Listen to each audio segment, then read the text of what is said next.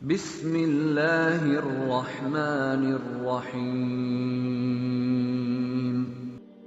سورہ البقرہ کی 30ویں آیت میں رب تعالیٰ بتلاتے ہیں کہ اس نے فرشتوں کو اس بات کی خبر دی کہ وہ زمین میں آدم کو اپنا خلیفہ بنا رہے ہیں۔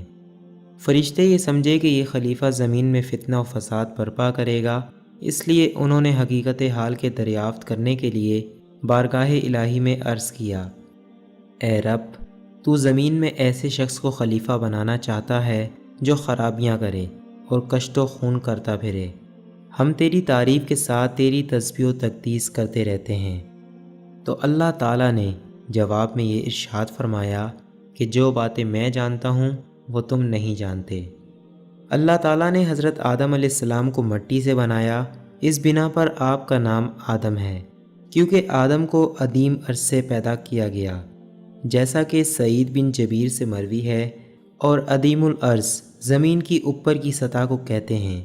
نبی کریم صلی اللہ علیہ وسلم کا ارشاد ہے کہ اللہ تعالیٰ نے حضرت آدم علیہ السلام کو مٹی کی ایسی مٹھی سے بنایا جس کو زمین کی سب سطحوں سے لیا گیا تھا، اس لیے ہر جگہ کی مٹی کے اعتبار سے اولاد آدم میں سے کوئی سفید ہے، کوئی سرخ ہے، کوئی کالا ہے اور کوئی درمیانے رنگ کا، کوئی خبیث ہے تو کوئی پاک فطرت، کوئی نرم ہے تو کوئی سخت، کوئی درمیانی طبیعت کا کہ نہ سخت اور نہ نرم۔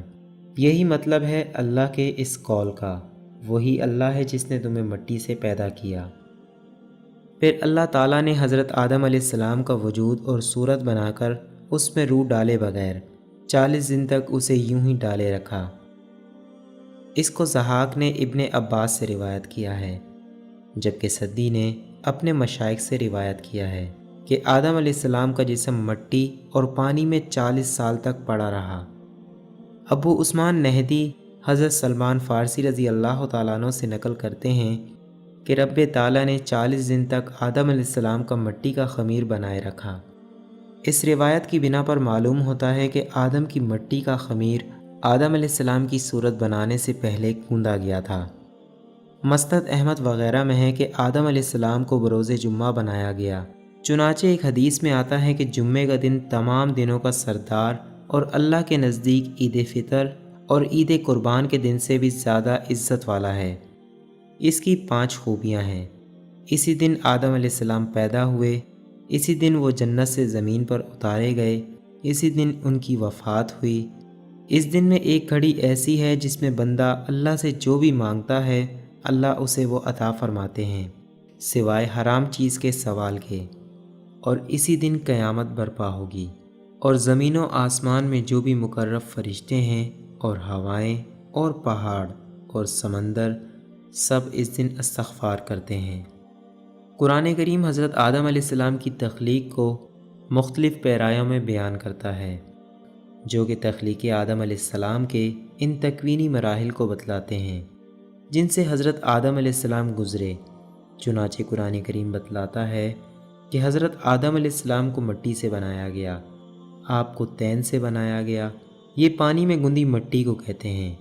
پھر یہ بھی بتلایا کہ یہ پانی میں گندی مٹی لیزدار اور چپچپی تھی، پھر یہ مٹی سلسال بن گئی۔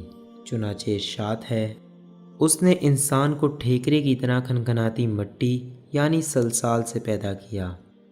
سلسال اس خشک مٹی کو کہتے ہیں جو خشک ہو کر آواز دینے اور کھنکھنانے لگے، اور مٹی کی یہ کیفیت اسے بھٹی میں ڈال کر پکانے سے پہلے ہوتی ہے۔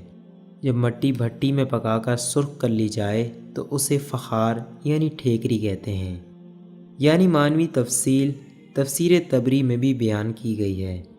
علامہ ابن جریر لکھتے ہیں، چونکہ انسان کی مٹی کو آگ میں پکا کر فخار نہ بنایا گیا تھا، اس لیے اللہ تعالیٰ نے تخلیق آدم علیہ السلام کے ذکر میں بتلایا کہ آدم علیہ السلام کی مٹی سلسال کی حد تک پہنچی تھی، جو آواز تو دیتی تھی مگر اسے آگ میں پکا کر فخار نہ بنایا گیا تھا۔